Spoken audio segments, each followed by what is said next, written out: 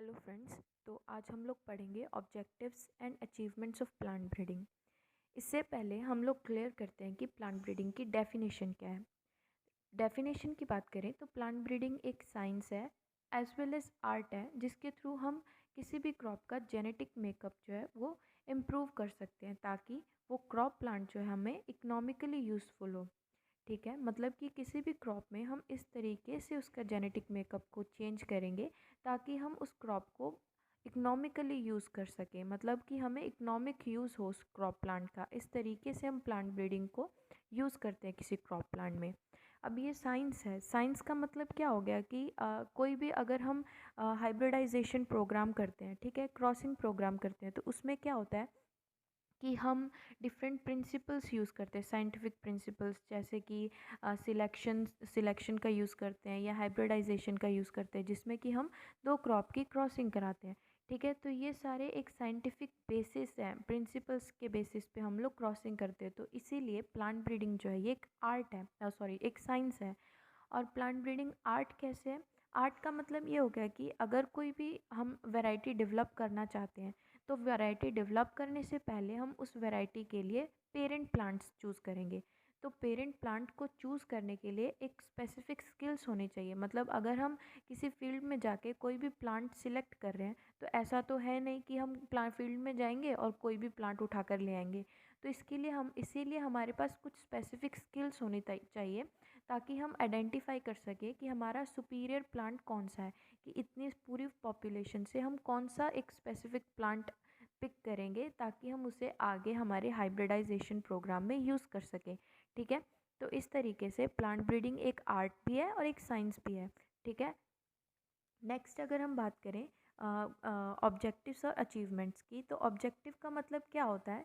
Objective का मतलब होता है कि हम प्लांट ब्रीडिंग को क्यों यूज़ कर रहे हैं। और अचीवमेंट्स का मतलब क्या होगा कि हम प्लांट ब्रीडिंग का यूज़ करने के बाद क्या अचीव कर रहे हैं, मतलब प्लांट ब्रीडिंग की हेल्प से हम क्रॉप्स में या इस फील्ड में क्या अचीव कर पा रहे हैं। ठीक है, तो नेक्स्ट अगर हम बात करें ऑब्जेक्टिव्स की, तो हमारा पहला ऑब्जेक्टिव है हाई यील्डिंग वैरायटीज़। तो हाई यील्डिंग वैरायटीज़ का मतलब ये हो गया कि हम प्लांट ब्रीडिंग की हेल्प से कुछ ऐसी वैरायटीज़ डेवलप करते हैं जिसमें जिसका यील्ड जो है हाई होता है। अब हाई यील्ड का मतलब ये तो नहीं है सिर्फ कि हमें ग्रेन ज़्यादा मिले, मतलब हमारी कोई भी एक ग्रेन की वैरायटी है जैसे राइस या वीट है, तो हमारा जिसके क्रॉप के ज़्यादा ग्रेन होंगे तो वो हाई यील्डिंग वैरायटी होगी। ऐसा नहीं होता। अब कॉटन में तो ग्रेन होते नहीं है, तो वो हाई यील्डिंग वैरायटी कैसे होगी? तो उसका मतलब होगा कि हमें फाइबर ज़्यादा मिलेगा। ठीक है, तो ऐसे ही जैसे अभी फॉडर क्रॉप है तो उसमें फॉडर का यील्ड ज़्यादा होगा। अगर कोई ट्यूबर क्रॉप है जैसे पोटैटो, तो उसमें जो ट्यूबर का यील्ड है वो ज़्यादा होगा। ऐसे ही जैसे केन वैरायटी है, कोई भी शुगर केन वगैरह, तो उसके केन्स के यील्ड जो है वो ज़्यादा होगा। कोई ऑयल वाली क्रॉप है तो उसका ऑयल का जो प्रोडक्शन है या ऑयल यील्ड जो है वो ज़्यादा होगा। इस तरीके से हम प्लांट ब्रीडिंग की हेल्प से हाई यील्डिंग वैरायटीज़ डेवलप कर सकते हैं। दूसरा हमारा होता है इम्प्रूव्ड क्वालिटी। इम्प्रूव्ड क्वालिटी का मतलब क्या हो गया कि हम प्लांट ब्रीडिंग की हेल्प से कुछ क्रॉप्स में उसकी क्वालिटी को इम्प्रूव कर सकते हैं, जैसे कि हम राइस की कुकिंग क्वालिटी को इम्प्रूव कर सकते हैं, या फिर वीट की जो बेकिंग क्वालिटी होती है उसे इम्प्रूव कर सकते हैं, या फिर बारले की माल्टिंग क्वालिटी को इम्प्रूव कर सकते हैं, या फिर जो कॉटन के जो रुई है, कॉटन की जो फाइबर है उसकी लेंथ को इम्प्रूव कर सकते हैं, या फिर उसकी जो फाइननेस को इम्प्रूव कर सकते हैं। इसी तरीके से कोई भी पल्स क्रॉप्स है तो उसकी प्रोटीन की कंटेंट को हम लोग इम्प्रूव कर सकते हैं। तो प्लांट ब्रीडिंग की हेल्प से हम उसकी क्वालिटी को इम्प्रूव कर सकते हैं किसी भी क्रॉप की। Then next is biotic resistance. Biotic resistance का मतलब क्या होता है? बायोटिक का मतलब होता है लिविंग थिंग्स, मतलब कि कोई भी ऐसे लिविंग ऑर्गेनिजम्स जो कि क्रॉप को डैमेज करते हैं, जैसे कि इंसेक्ट वगैरह। तो ये जो बायोटिक थिंग्स होती हैं, जो लिविंग थिंग्स होती हैं, जो ऑर्गेनिजम्स होते हैं, जैसे डिजीज़ कॉज कर सकते हैं या फिर इंसेक्ट्स हो गए, तो ये इनके वजह से क्या होता है कि क्रॉप में बहुत लॉस होता है। तो हम प्लांट ब्रीडिंग की हेल्प से कुछ ऐसी वेराइटीज़ डेवलप कर सकते हैं जो कि बायोटिक रेजिस्टेंस हो। मतलब कि एग्जांपल ले सकते हैं हम बीटी कॉटन का। बीटी कॉटन में क्या है कि ये बॉलवॉर्म रेजिस्टेंट क्रॉप है। मतलब कि इसमें कुछ हमने प्लांट ब्रीडिंग की हेल्प से इसका जेनेटिक मेकअप इस तरीके से चेंज किया है कि इसके ऊपर कोई भी इंसेक्ट जो है वो स्पेसिफिकली पिंक बॉलवॉर्म अटैक करे तो क्रॉप को कोई ज़्यादा नुकसान नहीं होता है। ठीक है। Then next is abiotic resistance. Abiotic resistance का मतलब क्या हो गया कि नॉन लिविंग ऑर्गेनिजम्स, मतलब कि कोई भी ऐसा नॉन लिविंग थिंग्स से जो कि क्रॉप की ईल्ड को अफेक्ट करता है, जैसे कि ड्रॉट हो गया या फिर वाटर लॉगिंग हो गई। ये सब चीज़ें जो सैलिनिटी, एल्कलिनिटी, ऐसी सॉइल्स जो कि क्रॉप को अफेक्ट करते हैं, क्रॉप के ईल्ड लॉस को मतलब एनहेंस करती है। तो इसके लिए हम कुछ ऐसी वेराइटीज़ डेवलप कर सकते हैं, जैसे कि ड्रॉट रेजिस्टेंस के लिए हमारे पास वैरायटी है C306। ये एक ड्रॉट रेजिस्टेंट वैरायटी है। तो ऐसे हम वैराइटीज़ को डेवलप कर सकते हैं प्लांट ब्रीडिंग की हेल्प से, जो कि रेजिस्टेंस हो, दे हमें एबायोटिक रेजिस्टेंस दे। तो नेक्स्ट है अर्लीनेस। अर्लीनेस का मतलब क्या होता है कि अर्लीनेस का मतलब हो गया कि हम कोई भी ऐसी क्रॉप डेवलप करेंगे प्लांट ब्रीडिंग की हेल्प से ताकि वो क्रॉप जो है अर्ली मैच्योर हो जाए। मतलब कि वो मैच्योरेशन के लिए ज़्यादा टाइम ना ले। इससे क्या होगा, इससे बहुत से फ़ायदे होंगे, जैसे कि हमारा जो क्रॉप मैनेजमेंट पीरियड है वो कम हो जाएगा, या फिर कोई भी हम जो इंसेक्टिसाइडल स्प्रे करते हैं वो कम होगी, और हम लोग एक टाइम पे बहुत सारी क्रॉप यूज़ कर सकते हैं। मतलब कि हम क्रॉप का अगर टाइम पीरियड जो मैच्योरिटी टाइम है अगर वो कम कर दें तो उससे क्या होगा कि हम किसी दूसरी क्रॉप को भी हम लगा सकते हैं। जैसे एक क्रॉप अगर 4 महीने ले रही है मैच्योर होने के लिए, अब अगर प्लांट ब्रीडिंग की हेल्प से हम उसे उसमें अर्लीनेस का करेक्टर डाल दें, मतलब ये एक डिज़ायरेबल करेक्टर इनकॉर्पोरेट कर दें किसी स्पेसिफिक क्रॉप में, तो क्या होगा, अब वो क्रॉप 4 महीने की बजाय 2 महीने में मैच्योर हो जाएगी। तो जो हमारे पीछे के 2 महीने बचेंगे हम उसमें किसी दूसरी क्रॉप को ग्रो कर सकते हैं। ठीक है। तो नेक्स्ट है हमारा फोटो या फिर थर्मल इनसेंसिटिविटी। इसमें क्या होता है कि हम कुछ ऐसी क्रॉप्स डेवलप कर सकते हैं जो कि अगर कोई क्रॉप लाइट सेंसिटिव है तो हम उसमें वैरायटी में लाइट इनसेंसिटिविटी डेवलप कर सकते हैं, या टेम्परेचर इनसेंसिटिविटी डेवलप कर सकते हैं। फोटो मतलब लाइट और थर्मो मतलब टेम्परेचर।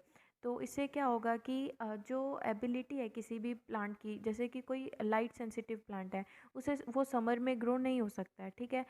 मतलब वो विंटर में ही ग्रो होगा। तो हम उसमें कुछ ऐसा, अगर हम उसमें ये फोटो या थर्मो इनसेंसिटिविटी का करेक्टर डाल देंगे तो वो प्लांट हम लोग समर में भी ग्रो कर सकते हैं। ठीक है। नेक्स्ट हो गया desirable agronomic traits. Agronomic traits का मतलब क्या हो गया कि प्लांट की हाइट को हम लोग कंसीडर कर सकते हैं, जैसे वीट को हम ड्वार्फ कर सकते हैं, या फिर मेज़ को हम टॉल कर सकते हैं। ऐसी जो डिज़ायरेबल ट्रेड्स एग्रोनॉमिक ट्रेड्स हैं वो हम लोग इनकॉर्पोरेट कर सकते हैं प्लांट ब्रीडिंग की हेल्प से। नेक्स्ट है हमारा removal of anti toxic compounds. Toxic compounds क्या होते हैं कि कुछ ऐसे हार्मफुल कंपाउंड्स क्रॉप में प्रेजेंट होते हैं जो हमारी हेल्थ के लिए बेनिफिशियल नहीं होते हैं, हार्म प्रोड्यूस करते हैं।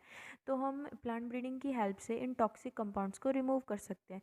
जैसे कि ब्रासिका में यूरिक एसिड होता है, ये ह्यूमन हेल्थ के लिए अच्छा नहीं होता है, तो हम प्लांट ब्रीडिंग की हेल्प से इसे रिमूव कर सकते हैं। वैसे ही कॉटन सीड्स में गॉसिपॉल होता है, जो कि इसकी कंजप्शन भी अच्छी नहीं होती ह्यूमन के लिए, तो हम प्लांट ब्रीडिंग की हेल्प से गॉसिपॉल को रिमूव कर सकते हैं। नेक्स्ट है हमारा वाइडर एडॉप्टेबिलिटी। प्लांट ब्रीडिंग की हेल्प से हम कुछ ऐसी वेराइटीज़ डेवलप कर सकते हैं जो कि वाइड रेंज की हो। मतलब कि किसी भी टाइप के इन्वायरमेंट कंडीशंस में ऐसी वेराइटीज़ ग्रो हो सकती हैं। ठीक है। मतलब कुछ ऐसी वेराइटीज़, जैसे कि कोई वेराइटी है वो टेम्परेट रीजन में ग्रो होती है, बट प्लांट ब्रीडिंग की हेल्प से हम उसे उसमें कुछ ऐसे डिज़ायरेबल चेंज करेंगे कि वो ट्रॉपिकल इन्वामेंट में भी हम उसे इजीली ग्रो कर सकते हैं। मतलब कि वो इन्वामेंटल कंडीशन में के लिए वो वाइड रेंज ऑफ वेराइटीज़ को रिप्रेजेंट करती है। ठीक है। नेक्स्ट है इम्प्रूवमेंट इन ईल्ड। मतलब कि क्या हो गया, हम प्लांट ब्रीडिंग की हेल्प से जो ईल्ड है उसे इम्प्रूव करते हैं। जैसे कि मोस्ट कॉमन है, हम मेल स्टर्लिटी की हेल्प से कर सकते हैं। वैसे ही इसके कुछ एग्जांपल्स हैं, जैसे पर्ल मिलेट में ट्रिफ्ट 23A का यूज़ करते हैं, और सोरगम में कैफिर 60 का यूज़ करते हैं। मेल स्टर्लिटी क्या है ये हम लोग नेक्स्ट वीडियो में पढ़ेंगे।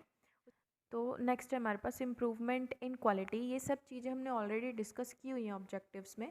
तो ये नेक्स्ट हम यही बात कर रहे हैं कि ऑब्जेक्टिव्स को हमने किस तरीके से अचीवमेंट में कन्वर्ट किया प्लांट ब्रीडिंग की हेल्प से।